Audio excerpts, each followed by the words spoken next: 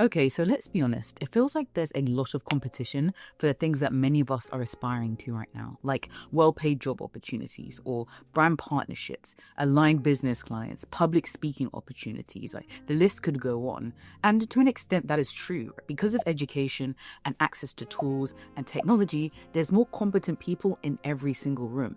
Then you add the fact that with AI and agents, we're competing with also machines, and it's starting to feel a little bit crowded. Or at least it seems that way. In case you're new here, I'm an engineer in the tech space, I'm a content creator, and I have many other passions from oil painting to powerlifting. But what I've been able to do is use my unique configuration of passions and skills to my advantage in order to stand out in often very competitive spaces. But this only happened when I got clarity and focus on my unique advantages and spent the time crafting a formula that would allow me to attract these opportunities. And that's what I want to talk about today, how you can build your own unique formula in order to stand out in these spaces, finally start attracting the opportunities that you want, whilst actually doing the things that you enjoy and are innately good at. So let's just get into it. Firstly, I'd like to take a step back just to illustrate what we're actually up against here for those of us who are ambitious and trying to build a certain life.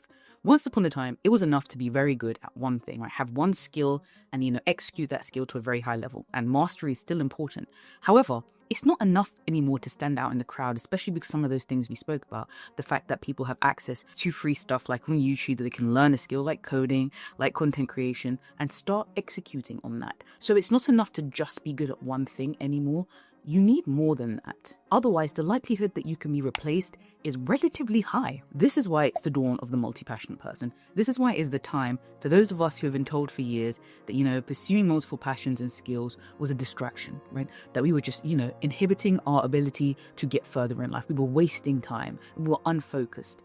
And yet now we are in a space where actually, this is your advantage. So much so that actually the CTO of the 5th largest organization in the world, that is Amazon, got on stage and spoke about the dawn of the Renaissance developer. This idea that the future of tech belonged to those who are polymaths, people who have multiple skills, multiple passions, could communicate effectively across audiences, had ownership, right? The things that multi-passionate people are naturally quite good at. Now, this is where my positioning formula for multi-passionate people comes in and how we're going to link it to what we're talking about later and standing out. Right. And for those of you who have never heard of this formula, I will go through it. And, it's a refresher if you have seen this before, we've already started using it, which I know some of you have. Right. So the formula goes like this. You have a skill, 1 to 2 skills that you plug into this formula. A skill is something that you have a proven ability in. Often you've exchanged value for it. Like it could be your day job or in your business. Right. That is something that you have a tangible ability to exchange value for.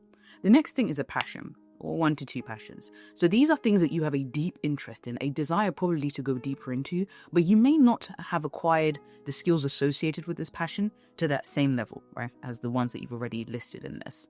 Then all of this is multiplied by your energy. This is the unique way that you show up and often make people feel. And finally, everything here is to the power of your values. These are the things that dictate the way you move through life, your principles, your guiding principles. And the reason that I built this formula was because I understood that multi-passionate people, whilst we don't want to hype a niche down, we do need to zone in and focus and find a configuration that really allows us to be the best version of us in these spaces and to be understood, our value to be understood. And the reason why I call it the Renaissance formula is it's because it's based on the ideals of the Renaissance, right? Again, the idea of the polymath, the multiple passions and interests. Now, here's what we have to remember when we are building out a formula and thinking about our positioning and optimizing for certain opportunities. All of us exist and work in the context of an industry. Some of us will be across industries, but that's things like tech or education, right? Content creation, personal development, fitness and health, right? All of these can be considered industries if you like. And the thing about industries is they have defaults, they have accepted norms, common blind spots, reluctance to change. And most people just work within these defaults and never question them. But this is where gaps emerge. And it's far easier to stand out in a gap than this is in a crowd. So what does a gap actually look like, right? So we're saying that there are these defaults that people are just going along with. That might look like a suboptimal approach to a problem, right? There are other things that we could be doing, but because this is the way it's always been done, we are just going forward with this suboptimal approach. Or it could look like an inability to communicate ideas across audiences and to wider audiences. Think about maybe something like tech, where maybe everybody inside understands what's going on, but there's a lack of ability to communicate these ideas with a particular audience, an ideal customer, or governments, and we could keep expanding out. And speaking of tech, a gap could also look like the slow adoption of a new technology that could be revolutionizing an industry, right? Thinking about things like AI and so forth, how some industries are lagging behind in their ability to use and implement AI and other technologies in a way that could really be accelerating the industry as a whole. But now the question is, what if you with your formula were perfectly positioned to fill these gaps? What if you were perfectly aligned to sit within them and bridge them? What if you could build a formula that would allow you to stand out, attract the opportunities that you want, and create the impact that you want? And just to pop in here to say, if this is all sounding very much like this is exactly what I've been needing, this is what I need to get me to the next level, then I'm going to be personally working with a very small and select group of women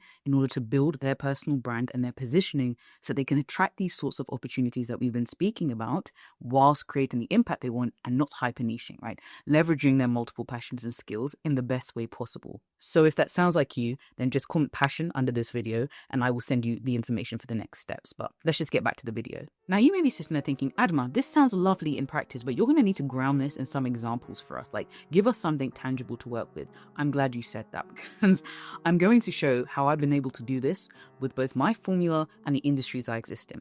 So one of the industries that I work in is the content creation space, and more specifically, personal and professional development, right? Now, this is a very crowded and competitive space. There are no shortage of content creators talking about personal and professional development. But when I actually took a deeper look into this particular industry that I was existing in, making content in, I realized that there were a lot of gaps, a lot of things that were not being addressed. For starters, I realized that a lot of content, whilst being inspirational, lacked system thinking and structure, right? The things that people could really use to take action steps and move forward. I also noticed that a lot of the content was centered around these linear paths, right? This idea that you were doing one thing for the rest of your life and never spoke to the people who had multiple passions and interests, right? Who had a more Renaissance approach to life. I noticed that high-level energy dominated, right? There was less of that calm but direct energy in the space. And I noticed that a lot of the time, logic and creativity were separated out, right? As though they could not coexist in the same space, or that they shouldn't. Now I'm going to share with you my formula, and you're going to see how my formula allowed me to fill a lot of these gaps, right? So my skills in engineering and content creation, both of them proven ability, been doing them for years. My passion is in personal development. I'd say my energy is calm and direct. And my values center around freedom, that is creative, geographical, financial, intellectual freedom, and multi-passionate living. Now you can quite clearly start to see how this connects with some of those gaps that I was speaking about, right? Because I was open to seeing where some of these limitations may exist, and thinking about the things that I was already good at, or already had a passion in, or already were drawn to, I can really start to think, this is where I sit, this is where I stand out, and where there's far less competition. The fantastic thing about this is my same formula allows me to stand out also in the tech space. How many engineers, right, have their engineering and skills around programming and cloud engineering, but also have the ability to communicate ideas across different audiences, right, and have spent years doing so? How many of them are able to produce high quality content in video and written format? How many engineers have spent years going deeper not only into their intellectual pursuits, but their creative pursuits, right, and bringing these things together to think at almost like a higher level, like big picture thinking? I promise you it is far less crowded over here when you really think about my formula and how I'm positioned. And so hopefully you're starting to see that when you build out your formula with the contextual awareness of the industries that you are in or want to be a part of, you can really, really speed up this process of becoming unique, standing out and attracting those sorts of opportunities. Now, if you're still feeling a little bit overwhelmed and not sure which part of the formula you should be optimizing for, take a step back and just start with one. You can, with any single part of this formula, position yourself to take advantage of gaps. For example, you might have community as one of your values, right? That is a really important thing to you and is a guiding principle for the way you live life. Now, what happens if you are part of an industry that undervalues community, despite the fact we are moving into a world where community, bonding, IRL, group chat kind of things are becoming more and more important as we become fatigued with technology, right? Doesn't that allow you to potentially stand out within the industry and drive progress, position yourself to uniquely take advantage of new opportunities? People will want to hear you speak on how you think community is going to impact and change this particular industry. They're going to want you to consult, right, and give them information on how they could be applying community and community features to the work that they're doing in their industry, right? Think about this, or new job offers, like you are uniquely positioned because of this. Maybe you're in an industry that again is underutilizing something like AI or any other new technology, right? And that's actually one of your skills or one of your passions, in which case you're able to now use that as your unique positioning, right? Go forward, start diving deeper into that, creating content and a brand around this particular formula with this unique element. And again, you are positioned to attract these opportunities that others are not able to tap into because they are not finding the unique synergy and closing the gaps. But the next logical question is, how do you identify these gaps within the industries and verify that they're worth kind of tapping into? One of the things you can do is look for repeated confusion. Areas in an industry that there just seems to be an air of misunderstanding all of the time, or the mark just keeps being missed. That is a sign of a potential gap. Another thing is stagnation or a lack of innovation. Maybe in an industry, it just seems like we haven't really moved forward. The ideas haven't moved forward. Think about even something like education, and we're still doing it the same way we were doing it 100, 200 years ago, 300 years ago, right? Where is there a lack of innovation, a stagnation of ideas? Another place that you might want to look or signal is for normalized friction. Things that just feel difficult and everyone just accepts it. Like, this should not be this difficult, and yet nobody is coming up with a solution or a way of thinking about this that could reduce some of this friction, that could make this process or approach a lot smoother. And finally, ignored or clumsy use of technology. This is not how we should be using it and approaching technology within this industry that I exist in and that I work in and that I want to make an impact in. Think about that, and again, this could be a possible gap. Now, the next question then is, how do I verify this? You may have thought this is an issue, this is a gap. How do you actually verify that this is one? Well, one of the ways is you can look at reports, right? Things like McKinsey, right? Consultancies put out reports on industries all of the time, right? Or there might be one specific to the one that you're within as well. Read those reports. Even get ChatGPT or AI to help summarize some of these reports for you as well in the context of what you're working with. Break them down. Are there any signals or signs that align with some of the skills, the passions, the energy, or the values that you have? But also take a look at commentary. This is a really rich source of data and information. What are people saying, right, in conversations online, both inside the industry and those who are outside the industry? Because sometimes the issue is that we're so close in the industry to the problems, to the gap, that we actually can't see it. We can't see that there's a gap here, and yet the people outside can clearly see it, right? Often you can see somebody new comes into a company and they're able to identify an issue almost immediately because they're new to it. Right, because they don't have these self-imposed ideas, this reluctance to change. And so that's what I want you to leverage, right? The conversations happening inside and outside the industry. And finally, when it comes to technology, just keeping up to date with the data, the trends, the new uses, the new opportunities for integrations for tools, right? That can be another source of verifying that, this technology is being used clumsily. There's a new way we could be doing it. This is one of my skills, or this is one of my passions.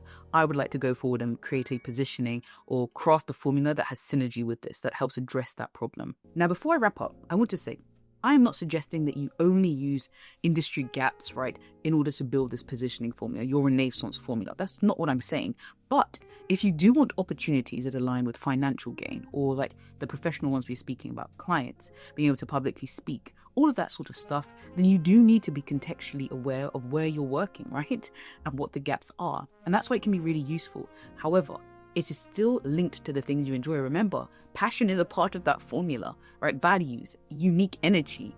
And so I really think that if you sit down and think about this, you can craft a formula and a positioning in this world that aligns with what you want and what the world needs. Just as a reminder before I go, if you are interested in being part of that small select group, then I need you to comment passion so I can send you the details. Otherwise, I'm going to leave a few videos that you might want to get into following on from this, and I'll see you in the next video.